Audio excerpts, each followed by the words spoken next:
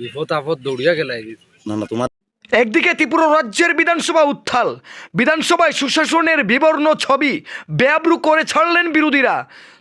বিরোধীদের তোলা বিভিন্ন আওয়াজের মধ্যে অন্যতম আওয়াজ হচ্ছে রাজ্য পুলিশের 48 ধরনের পদে প্রয়োজনীয় কর্মী নেই। তাছাড়াও রয়েছে পুলিশ ডিপার্টমেন্টের যে সমস্ত প্রয়োজনীয়, যেমন চলাচলের জন্য বাহন অর্থাৎ গাড়ি থেকে শুরু করে কর্মী স্বল্পতা, সে কথা তো আর বলে লাভ নেই।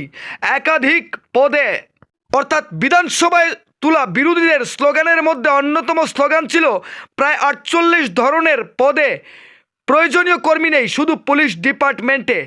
সত্যি যদি হয় এই বিরোধীদের তোলা তথ্য, তাহলে রাজ্যের ভয়াবহ চিত্র সেটার বলার অপেক্ষা রাখে না। কারণ পুলিশ হচ্ছে মানুষের প্রকৃত বন্ধু, যাদেরকে ফোন করা মাত্রই তড়িঘড়ি মানুষের সহায়তায় নেমে পড়েন রাত কিংবা দিন, যে কোনো সময়। কিন্তু পুলিশ কিভাবে পৌঁছবে মানুষের পরিষেবায়, যেখানে পুলিশদের চলাচলের জন্য কোনো গাড়ি নেই? আমাদের কৈলাসহর মহকুমার অন্তর্গত কৈলাসহর ইরানি থানা কিংবা কৈলাসহর পুলিশ স্টেশনে প্রয়োজনীয় গাড়ি আছে, সেটা মুখ ফুটে কোনো পুলিশকর্মী বলতে পারবেন না। যে এক দুটা আছে হাতে গোনা, সেগুলো চলাচলের উপযোগী নয়। কোনো ক্রমে সারাই মারাই করে চলছেন পুলিশ বাবুরা। কি করবেন জানিয়েছেন ঊর্ধ্বতন আধিকারিকদের, কিন্তু ঊর্ধ্বতন আধিকারিকরাও অবগত আছেন যে থানাগুলোতে প্রয়োজনীয় মহিলা কনস্টেবল কিংবা গাড়ির প্রচুর সংকট রয়েছে। এটা শুধু কৈলাসহর ইরানি থানা না, বরং রাজ্যের প্রায় বিভিন্ন থানাতেই বর্তমানে কর্মী স্বল্পতা এবং চলাচলের বাহনের যে দুর্ভোগ সেটা লেগেই আছে। তবে কবে পুলিশ কর্মীরা পুরোপুরিভাবে তাদের চলাচলের গাড়ি কিংবা পর্যাপ্ত পরিমাণ স্টাফ পাবেন এবং যেভাবে মানুষের সেবায় নিয়োজিত রয়েছেন পুলিশ, তা আরও ভালোভাবে পরিষেবা দিতে পারবেন, সেটা পুলিশ বাবুরাও ভালো বলতে পারবেন না। সেটা আমরা রাজ্য সরকারের কাছে জোরালো দাবি রাখব। প্রয়োজনীয় পুলিশ কর্মী কিংবা চলাচলের জন্য যে বাহন, সেগুলো যাতে সরকার অবিলম্বে প্রদান করে প্রত্যেকটা থানাতে।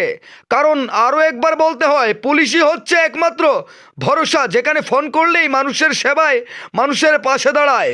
এই সংবাদ কোনো থানা কিংবা পুলিশ বাবুদের ছোট করবার উদ্দেশ্য নয়, বরং প্রতিটা থানাতে পর্যাপ্ত পরিমাণ পুলিশ কর্মী এবং চলাচলের জন্য গাড়ি যাতে পৌঁছায়, সেই কারণেই আমরা পুলিশের কিছু বাস্তবিক দুর্দশার কথা তুলে ধরলাম।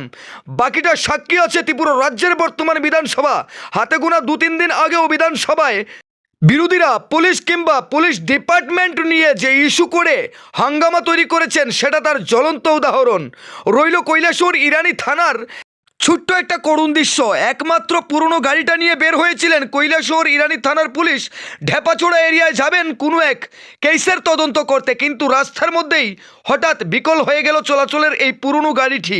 এই পুরনো গাড়িটা কতটুকু পুরনো, সেটা নাম্বার এবং গাড়ি তার জ্বলন্ত উদাহরণ। তবে কি বলছেন একান্ত এক প্রতিক্রিয়ায় উপস্থিত পুলিশ অফিসার, শোনাবো আপনাদের ব্যুরো রিপোর্ট, লাল শক্তি নিউজ। স্যার আপনারা কোথায় যাবার জন্য স্পটে বেরিয়েছেন? আমরা ডেপা ছড়াতে যাইতে আসলাম আর কি। ডেপা ছড়া তো ওইখানে আবার পরে গাড়ি চাক্কা পাংচার হয়েছে, এখন তো এটা ঠিক করাইতে গেছে, কিন্তু এখন পর্যন্ত আইতেছে না। আমরা এখানে কত সময় ধরে গেছে স্যার? তো ঘন্টা 1.5 ঘন্টা হয়েছে। ঘন্টা আপনারা এখানে দাঁড়িয়ে আছেন? গাড়ি কয়টা রয়েছে এখানে ইরানি থানাতে? ইরানি থানাতে গাড়ি তো 2টা আছে, একটা তো আবার নাইটে যাইবো, আর যেটা বিকাল বেলার টাইমে যেটা আসলো এটাই তো লইয়া বাইরেছি, এটাই এখানে পাংচার হয়েছে। কিছুক্ষণ আগে স্যার আমিও বলে দিয়েছি যে মনে করেন দ্রুতজনক অনেক দূরবর্তী যে স্থান রয়েছে, মনে করেন মাগুরলি বা রাঙ্গাউটি বা লাঠিগুড়াতে একটি ঘটনা হলে যদি এখন এই মুহূর্তে যেতে হয়, স্যার আপনারা কিভাবে যাবেন? তো এটাই তো গাড়ির প্রবলেম, গাড়ির খুবই সমস্যা। আচ্ছা, এই বিষয়ে আপনারা কি ঊর্ধ্বতন কর্তৃপক্ষকে জানিয়েছেন? ওসি স্যার অবশ্যই জানিয়েছেন, কিন্তু এখন পর্যন্ত কোনো গাড়ি দিচ্ছে না দপ্তর থেকে। স্যার এই গাড়িগুলা মনে করেন সার্ভিসের মধ্যে কতটুকু ভালো রয়েছে? না, এই গাড়িটি খুব একটা ভালো না, মোটামুটি। আর যেটি আরেকটা বলছেন, এটা কেমন? এটাও মোটামুটি, ওইটা একটু মোটামুটি ভালো আছে, কিন্তু এটা আচ্ছা, দুটি গাড়ি কি হয় স্যার আপনাদের সম্পূর্ণ স্পট করতে গিয়ে? 2টা গাড়ি হয় না, এখন 2টা গাড়ি দিয়েই আমরা মানে ম্যানেজ করতেছি। এখন যে অপারেটর এসছে স্যার নিয়ে গেছে, কতক্ষণ লাগবে উনি বলে গেছেন? ও তো বলা গেছে যে ঘন্টা খানেকের মধ্যে আসবে, কিন্তু 1-2 ঘন্টার উপরে হয়ে গেছে। হ্যাঁ, 2 ঘন্টার উপরে। ঠিক আছে স্যার।